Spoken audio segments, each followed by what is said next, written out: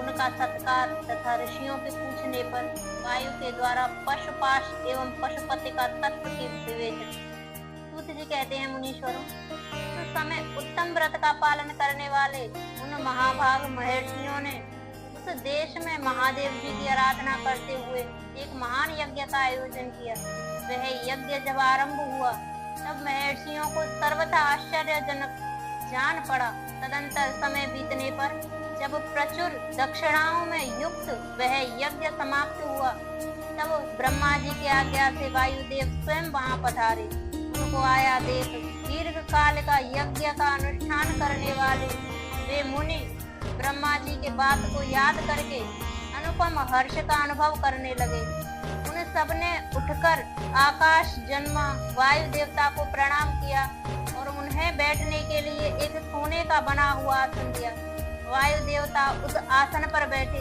मुनियों ने उनकी विधिवत पूजा की। तदंतर उन सबका अभिनंदन करके वे कुशल मंगल पूछने लगे। वायु देवता बोले, ब्राह्मणों, इस महान यज्ञ का अनुष्ठान पूर्ण होने तक तुम सब लोग सकुशल रहे ना? यज्ञ हंता देवद्रोही दैत्यों ने तुम्हें बाधा तो नहीं पहुंचाई? तुम्हें कोई प्रायश्चित तो नहीं करना पड़ा? तुम्हारे यज्ञ में कोई दोष तो नहीं आया? क्या तुम लोगों ने स्तोत्र और सहस्त्र ग्रहों द्वारा देवताओं का तथा पितृकर्मों का पितरों का पूजन करके यज्ञ विधि का अनुष्ठान भले भांति संपन्न किया? इस महायज्ञ की समाप्ति हो जाने पर अब आप लोग क्या करना चाहते हैं? मुनियों ने कहा, प्रभु, हमारे कल्याण की वृद्धि के लिए जब आप स्वयं यहाँ आ गए हैं तब अब हमारा सब प्रकार से कुशल मंगल ही है तथा हमारी तपस्या भी उत्तम होगी। अब पहले का वृतांत सुनिए। हमारा हृदय अज्ञान अंधकार से अक्रांत हो गया था।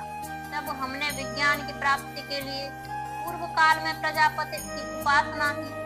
शरणागत वत्सल प्रजापति ने हम शरणागतों पर कृपा करके इस प्रकार कहा, ब्राह्मणों, रुद्रदेव सबसे श्रेष्ठ हैं, वे ही परम कारण हैं, उन्हें तर्क से नहीं जाना जा सकता।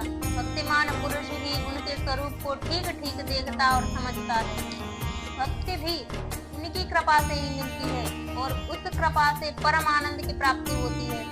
अतः उनके कृपा प्रसाद को प्राप्त करने के लिए तुम लोग नैमिषारण्य में यज्ञ का आयोजन करो। दीर्घ काल तक चलने वाले उस यज्ञ के द्वारा परम कारण रुद्रदेव की आराधना करो। यज्ञ के अंत में उन रुद्रदेव के कृपा प्रसाद से वायु देवता वहां पधारेंगे। उनके मुख से वहां तुम्हें ज्ञान लाभ होगा और उससे कल्याण की प्राप्ति होगी। महाभाग, ऐसा आदेश देकर परमनिष्ठी ने हम सबको यहाँ भेजा। हम इस देश में आपके आगमन की प्रतीक्षा करते हुए एक सहस्त्र दिव्य वर्षों तक दीर्घकालिक यज्ञ के अनुष्ठान में लगे रहे हैं।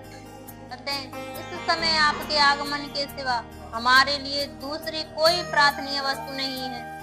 दीर्घ काल से यज्ञानुष्ठान में लगे हुए उन महर्षियों का यह पुरातन वृतांत सुनकर वायु देवता मन ही मन प्रसन्न हो मुनियों से घिरे हुए वहां बैठे रहे।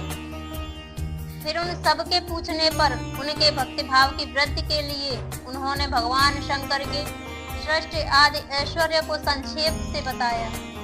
नैमिषारण्य के ऋषियों ने पूछा, देव, आपने ईश्वर विषयक ज्ञान कैसे प्राप्त किया तथा आप अव्यक्त जन्मा ब्रह्मा जी के शिष्य किस प्रकार हुए? वायु देवता बोले, महर्षियों, 19वें कल्प का नाम श्वेत लोहित कल्प समझना चाहिए। इसी कल्प में चतुर्मुख ब्रह्मा ने सृष्टि की कामना से तपस्या की। उनकी उस तीव्र तपस्या से संतुष्ट हो स्वयं उनके पिता देवदेव महेश्वर ने उन्हें दर्शन दिया। वे दिव्य कुमार अवस्था से युक्त रूप धारण करके रूपवानों में श्रेष्ठ श्वेत नामक मुनि होकर दिव्य वाणी बोलते हुए उनके सामने उपस्थित हुए। वेदों के अधिपति तथा सबके पालक पिता महेश्वर का दर्शन करके गायत्री सहित ब्रह्मा जी ने उन्हें प्रणाम किया और उन्हीं ने उत्तम ज्ञान पाया। ज्ञान पाकर विश्वकर्मा चतुर्मुख ब्रह्मा संपूर्ण चराचर भूतों की सृष्टि करने लगे। साक्षात महेश्वर शिव से सुनकर ब्रह्मा जी ने अमृत स्वरूप ज्ञान प्राप्त किया था। इसलिए मैंने तपस्या के बल से ही उन्हीं के मुख से यह ज्ञान को उपलब्ध किया। मुनियों ने पूछा, आपने वह कौन सा ज्ञान प्राप्त किया जो सत्य से भी परम सत्य एवं शुभ है तथा जिसमें उत्तम निष्ठा रखकर पुरुष परम आनंद को प्राप्त करता है? वायु देवता बोले, महर्षियों, मैंने पूर्व काल में पशुपाश और पशुपति का जो ज्ञान प्राप्त किया था, सुख चाहने वाले पुरुष को उसी में ऊंची निष्ठा रखनी चाहिए। अज्ञान से उत्पन्न होने वाला दुख ज्ञान से ही दूर होता है। वस्तु के विवेक का नाम ज्ञान है। वस्तु के 3 भेद माने गए हैं, जड़, प्रकृति, चेतन जीव, और उन दोनों का नियंता परमेश्वर। इन्हीं तीनों को क्रम से पाश, पश तथा पशुपति कहते हैं। तत्वज्ञ पुरुष प्राय इन्हीं 3 तत्वों को क्षर, अक्षर तथा उन दोनों से अतीत कहते हैं। अक्षर ही पशु कहा गया है। क्षर तत्व का ही नाम पाश है तथा क्षर और अक्षर दोनों से जो परे परम तत्व है उसी को पति या पशुपति कहते हैं। प्रकृति को ही क्षर कहा गया है, पुरुष जीव को ही अक्षर कहते हैं, और जो इन दोनों को प्रेरित करता है वह क्षर और अक्षर दोनों से भिन्न तत्व परमेश्वर कहा गया है। माया का ही नाम प्रकृति है। पुरुष उस माया से आवृत है। मल और कर्म के द्वारा प्रकृति का पुरुष के साथ संबंध होता है। शिव ही इन दोनों के प्रेरक ईश्वर हैं। माया महेश्वरी की शक्ति है। चित्त स्वरूप जीव उस माया से आवृत है। चेतन जीव को आच्छादित करने वाला अज्ञान में पाश ही मल कहलाता है। इससे शुद्ध हो जाने पर जीव स्वतः शिव हो जाता है। वह विशुद्ध ही शिव तत्व है। मुनियों ने पूछा, सर्वव्यापी चेतन को माया किस हेतु से आवृत करती है? इसलिए पुरुष को आवरण प्राप्त होता है और किस उपाय से उसका निवारण होता है? वायु देवता बोले, व्यापक तत्व को भी आशिंग आवरण प्राप्त होता है, क्योंकि कला आदि भी व्यापक है। भोग के लिए किया गया कर्म ही उस आवरण में कारण है। मल का नाश होने से वह आवरण दूर हो जाता है। कला, विद्या, राग, काल और नियति, इन्हीं को कला आदि कहते हैं। कर्म फल का जो उपभोग करता है उसी का नाम पुरुष जीव है। कर्म 2 प्रकार के हैं, पुण्य कर्म और पाप कर्म। पुण्य कर्म का फल सुख और पाप कर्म का फल दुख है। कर्म अनादि है और फल का उपभोग कर लेने पर उसका अंत हो जाता है। यद्यपि जड़ कर्म का चेतन आत्मा से कुछ संबंध नहीं है, तथापि अज्ञानवश जीव ने इसे अपने आप में मान रखा है। भोग कर्म का विनाश करने वाला है। प्रकृति को भोग्य कहते हैं और भोग का साधन है शरीर।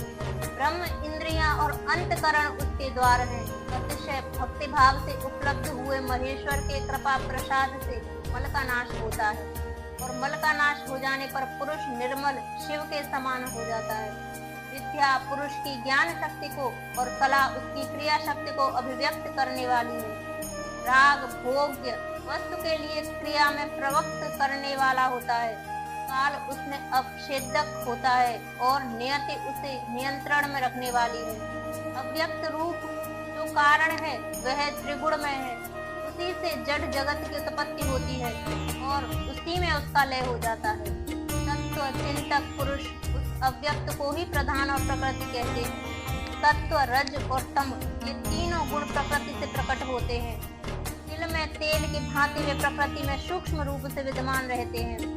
दुख और उसके हेतु को संक्षेप से सात्विक कहा गया है। दुख और इसके हेतु को राजस कार्य है तथा जड़ता और मोह वे तमोगुण के कार्य हैं। सात्व की वृद्धि ऊर्ध्व को ले जाने वाली है। तामसी वृद्धि मध्योग गति में डालने वाली है तथा राजसी वृद्धि मध्यम स्थिति में रखने वाली है। 5 मात्राएं, 5 भूत, 5 ज्ञानेंद्रियां, 5 कर्मेंद्रियां तथा प्रधान चित्त, महत्व, बुद्धि, अहंकार और मन, ये 4 अंतकरण सब मिलकर 24 तत्व होते हैं। इस प्रकार संक्षेप से ही विकार सहित अव्यक्त प्रकृति का वर्णन किया गया। कारण अवस्था में रहने पर भी इसे व्यक्त अव्यक्त कहते हैं, और शरीर आदि के रूप में जब वह कार्य अवस्था में प्राप्त होता है तब उसकी व्यक्त संज्ञा होती है। ठीक उसी तरह जैसे कारणावस्था में स्थित होने पर जिसे हम मिट्टी कहते हैं, वही कार्यावस्था में घट आदि नाम धारण कर देती है। जैसे घट आदि कार्य मृत्तिका आदि कारण से अधिक भिन्न नहीं है, उसी प्रकार शरीर आदि व्यक्त पदार्थ अव्यक्त से अधिक भिन्न नहीं है।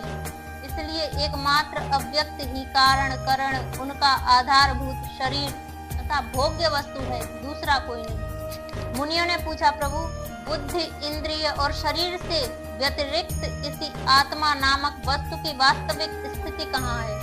वायु देवता बोले, महर्षियों, सर्वव्यापी चेतन का बुद्धि इंद्रिय और शरीर से पार्थक्य अवश्य है। आत्मा नामक कोई पदार्थ निश्चय ही विद्यमान है, परंतु उसकी सत्ता में किसी हेतु की उपलब्धि बहुत ही कठिन है।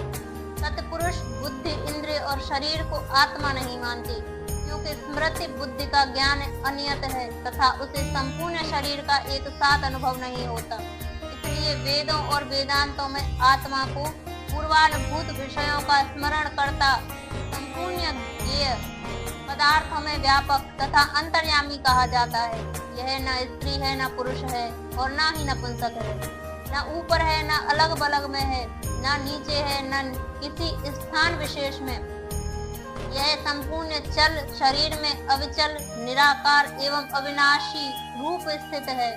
ज्ञानी पुरुष निरंतर विचार करने से उस आत्म तत्व का साक्षात्कार कर पाते हैं। पुरुष जो वह शरीर कहा गया है, इससे बढ़कर अशुद्ध पराधीन दुख में और अस्थर दूसरी कोई वस्तु नहीं है।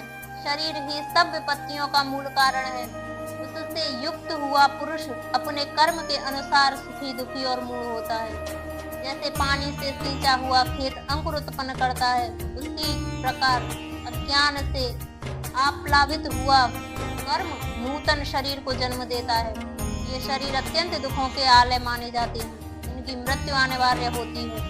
भूतकाल में कितने ही शरीर नष्ट हो गए और भविष्य काल में सहस्त्रों शरीर आने वाले हैं। वे सब आकर जब जीर्ण शीर्ण हो जाते हैं, तब पुरुष उन्हें छोड़ देता है। कोई भी जीवात्मा किसी भी शरीर में अनंत काल तक रहने का अवसर नहीं पाती। यहाँ स्त्रियों, पुत्रों, बंधु बांधवों से मिलन होता है। वह पाठक को मार्ग में मिले हुए दूसरे पथिकों के समागम के ही समान है। जैसे महासागर में एक काष्ठ कहीं से और दूसरा काष्ठ कहीं से बहता आता है, वे दोनों काष्ठ कहीं थोड़ी देर के लिए मिल जाते हैं और मिलकर फिर बिछुड़ जाते हैं। उसी प्रकार प्राणियों का यह समागम भी संयोग वियोग से युक्त है। ब्रह्मा जी से लेकर स्थावर प्राणियों तक सभी जीव पशु कहे गए हैं। उन सभी पशुओं के लिए ही यह दृष्टांत या दर्शन शास्त्र कहा गया है।